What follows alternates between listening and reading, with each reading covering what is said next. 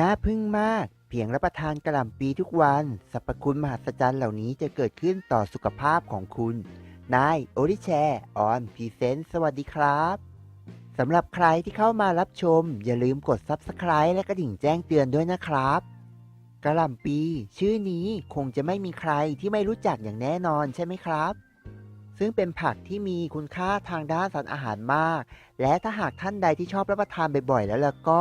คุณคงจะได้รับประโยชน์เหล่านี้อย่างแน่นอนแต่ขอเน้นย้ำว่าควรรับประทานแบบสุกๆนะครับประโยชน์ของการรับประทานกะหล่ำปีบ่อยๆนั่นก็คือสามารถช่วยต่อต้านอนุมูลอิสระและสามารถช่วยชะลอวัยป้องกันโรคมะเร็งได้กำจัดปัญหาโรคลำไส้และอาการท้องผูกและนอกเหนือจากนั้นยังสามารถช่วยลดน้ำตาลในเส้นเลือดได้ ซึ่งเป็นประโยชน์มากครับกับผู้ป่วยที่เป็นโรคเบาหวาน และถ้าหากท่านใดอยากจะรับประทานกะหล่ำปีเป็นประจ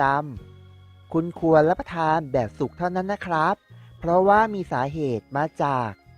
งานวิจัยในห้องแลบที่ชี้ชัดว่าคนที่ชอบรับประทานกะหล่ำปีดิบนั้นจะมีโอกาสเป็นโรคไทรอยด์มากเป็นพิเศษเป็น2เท่าครับ และไม่เป็นผลดีเลยต่อโรคหัวใจ ข้อมูลเหล่านี้ผมเขียนขึ้นมาจากบทความ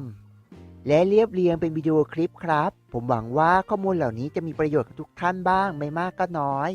ถ้าเกิดชอบใจแล้วก็อย่าลืมกดแชร์ไลค์ Subscribe และกระดิ่งแจ้งเตือนด้วยนะครับขอบคุณมากๆนะครับที่ติดตามรับชม